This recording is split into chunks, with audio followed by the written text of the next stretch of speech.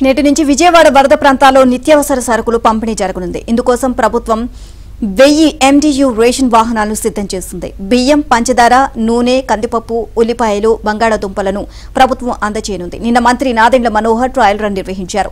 నేడు పంపిణీ వ్యవస్థను పౌర సరఫరాల శాఖ కమిషనర్ వీరపాండ్యన్ పర్యవేక్షించారు. వరదల్లో చిక్కుకున్న వారికి నిన్నటి వరకు ఆహారం, నీళ్లు, పాలు ప్రభుత్వం అందించింది అన్న వీరపాండ్యన్ నేటి నుంచి నిత్యావసర వస్తువులు పంపిణీ చేస్తున్నాము అని తెలిపారు. రేషన్ షాపుల్లో పంపిణీ తరహాలో నిత్యావసర సరుకులు అందిస్తామంటున్న పౌర సరఫరాల శాఖ కమిషనర్ వీరపాండ్యన్తో మా ప్రతినిధి ప్రసాద్ ఫేస్ టు ఫేస్. వరద ప్రాంతాల్లో చిక్కుపోయిన ఇళ్ళు ఇప్పుడే బయటపడతా ఉన్నాయి. ఇండ్లలో ఉన్న సామాన్ చూసుకుని ఎంతోమంది కన్నీరు పెడుతున్న పరిస్థితి మనం చూస్తా ఉన్నాం. ఎందుకంటే ముఖ్యంగా గొడమేరు పొంగడం వల్ల పేద మధ్య ప్రజలు సర్వం కోల్పోయారు. తమ ఇల్లు ఇంట్లో పాడైన వస్తువులు చూసుకుని కన్నీరు పెడుతున్న పరిస్థితి.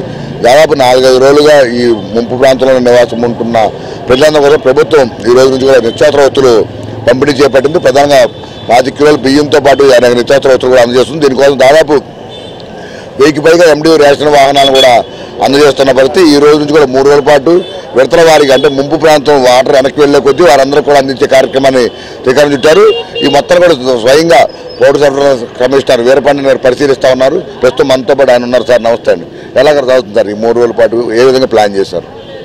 ఇప్పుడు మీ అందరికీ తెలుసు, వరద బాధితులు మన ప్రజల్ని ఆదుకోవాల్సిన సమయం ఇది. గౌరవ ముఖ్యమంత్రి గారు ప్రతిరోజు మాతో రివ్యూ చేసుకొని వాళ్ళకి కావాల్సిన అత్యవసర సరకులు మొత్తం కూడా అందించాలని చెప్పేసి ఆల్రెడీ మేము ఫుడ్ తయారు చేసి పంపిస్తూ ఉంటున్నాము. ఫుడ్ కానీ, మిల్క్ కానీ, వాటర్ బాటిల్ కానీ, తర్వాత బిస్కెట్ కానీ, ఫ్రూట్స్ కానీ అన్ని పంపిస్తూ ఉంటున్నాము. ఇప్పుడు కొంచెం నార్మల్స్కి వస్తూ ఉంది కాబట్టి ఇప్పుడు వాళ్ళు వండించుకోవడానికి, వాళ్ళు రెగ్యులర్గా భోజనం అన్ని తయారు చేసుకోవడానికి అవకాశం ఉంది కాబట్టి ఇప్పుడు వాళ్ళకి కావాల్సిన రేషన్ ప్యాకేజ్ కూడా గవర్నమెంట్ ప్రకటించేసింది. ఆ రేషన్ ప్యాకేజ్ ఇవ్వడానికి కూడా మేము సిద్ధంగా రెడీగా ఉన్నాము. కానీ ఇప్పుడు మనకు మొత్తం 179 సెక్రటేరియట్ ఏరియాలో మనకు ఈ ఫీల్డ్ వల్ల అఫెక్ట్ అయిన బాధితులు ఉంటే ఇప్పుడు దాకా క్లియర్ అయినది వచ్చేసి ఒక 76 సచివాలయం ఏరియా మాత్రమే క్లియర్ అయింది. సో దానివల్ల ఈ 76 ఏరియాలో ఉన్న బాధితులందరూ కూడా ఇది ఇవ్వడానికి మేము ఆల్రెడీ రైస్ 25 kg ప్యాకెట్, తర్వాత 1 kg ఆర్జీ dal, 1 kg sugar, 1 litre palm oil, 2 kg onion, 2 kg potato ఇవన్నీ కూడా రెడీ చేసుకుని మేము ఒక రైస్ బ్యాగ్, తర్వాత ఒక కిట్ అలా తయారు చేసుకున్నాము. సో ఇవన్నీ కూడా ఆ ఏరియాలో వెళ్ళడానికి చిన్న వెహికల్, మన MDU వెహికల్ని తీసుకోవడం జరిగింది. సో ఇక్కడ BRTS రోడ్లో మొత్తం కూడా దీన్ని తీసుకొని ఇక్కడ లోడింగ్ చేసి ఇక్కడ నుంచి మనము వేరే ప్రాంతాలకు పంపిస్తున్నాము. ఇవన్నీ కూడా సెక్రటేరియట్ సిబ్బందిలు, తర్వాత అక్కడ ఉన్న వాలంటీర్లు, అక్కడ ఉన్న ఫైర్ షాప్ డీలర్, ఇక్కడ ఉన్న MDU ఆపరేటర్ వీళ్ళు కలిసి ఇస్తారు. దానికి పోలీస్ ప్రొటెక్షన్తో పంపిస్తున్నాము. సో ఆ వర్క్ ఇప్పుడు జరుగుతుంది. మేము ఒక 11-12 గంటల తర్వాత మేము స్టార్ట్ చేయడం జరుగుతుంది. అంటే మనం ఈ 4 రోజులు చూసాం సార్, మేము సహాయ చర్యలకు సంబంధించి లారీ పంపించిన, ఆటో పంపించిన, మొత్తం ఎగబెడుతున్న పరిస్థితి. మెయిన్ ప్రధాన మార్గంలో ఉన్న వారికి మాత్రం అందింది, లోపల అందలేదనేది మీరు ఎంత కష్టపడి చేసినా కొంత అవసరం. ఈసారి దీన్ని అన్ని నిత్యావసర వస్తువులు ప్రతి ఇంటికి చేయాలని ఒక టార్గెట్ పెట్టుకున్నారు. దీన్ని ఎట్లా ప్లాన్ చేశారు? ఇట్లాంటి ఇబ్బందులు లేకుండా ఎటువంటి చర్యలు తీసుకున్నారు? ఇది వచ్చేసి మనకు అందరికీ తెలుసు, ఎలా పబ్లిక్ డిస్ట్రిబ్యూషన్ సిస్టంలో రెగ్యులర్గా రేషన్ డిస్ట్రిబ్యూట్ చేస్తామో అదే పద్ధతిలో జరుగుతుంది. ఖచ్చితంగా ఈపాస్ అథెంటికేషన్ ఉంటుంది, ఆధార్ అథెంటికేషన్ ఉంటుంది.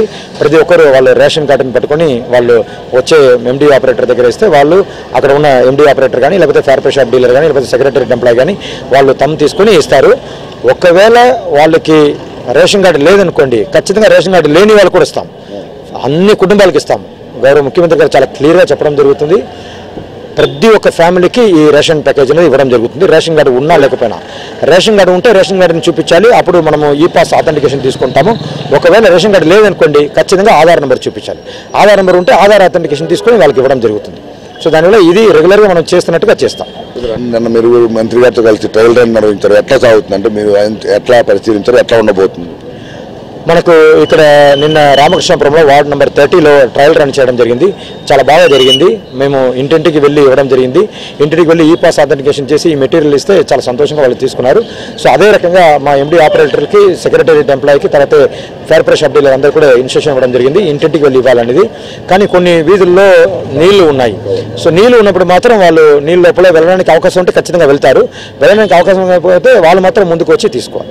తర్వాత సిగ్నల్ ఏరియా కొంచెం ఇదిగా ఉంటే సిగ్నల్ ఎక్కడ పని చేస్తుందో అక్కడ వెళ్ళి తీసుకోవాలి. అది మాత్రమే ఉంటుంది. కానీ వీలైన వరకు ఇంటింటికి వెళ్ళి ఇవ్వమని చెప్తాం. ఇది ముఖ్యంగా చూస్తున్నాము. వరద బాధితులకు సంబంధించి ఎప్పుడూ ఇబ్బంది పడకుండా ఉండే విధంగా ప్రభుత్వ యంత్రాంగం మొత్తం కూడా పనిచేస్తూ ఉంది. మొత్తం ఎండి వాహనాల ద్వారా సచివాలయాలకు సంబంధించి పూర్తి స్థాయిలో ఆ పరిధిలో ఉన్న రేషన్ డీలర్ కావచ్చు, సచివాలయ సిబ్బంది కావచ్చు, ఎండి అలాగే పోలీసు భద్రతతో కలిపి మొత్తం ఆ రేషన్ సరుకు ఎలా అయితే అందిస్తారో అదేవిధంగా మొత్తం కూడా అందజేస్తున్నట్టు కూడా ఆ వీరిపాడిని అని చెప్తున్నారు. ఇవాళ నుంచి 3 రోజుల పాటు ఇదే విధంగా ఈ ప్రక్రియ కొనసాగుతుంది. వరదలు వెనక్కి వెళ్లే కొద్దీ వాళ్ళందరూ కూడా ఇంటింటికి వెళ్ళి మొత్తం అందజేస్తామని కూడా చెప్తున్న పరిస్థితి. ఈ రోజు మధ్యాహ్నం నుంచి కూడా ఈ ప్రక్రియ ప్రారంభమవుతుంది. 3 నుంచి 4 రోజుల్లో మొత్తం పూర్తి చేస్తామని కూడా అధికారులు చెప్తున్నారు. రాంప్రసాద్తో వరప్రసాద్, ఏబీ ఆంధ్రజ్యోతి, విజయవాడ నుంచి.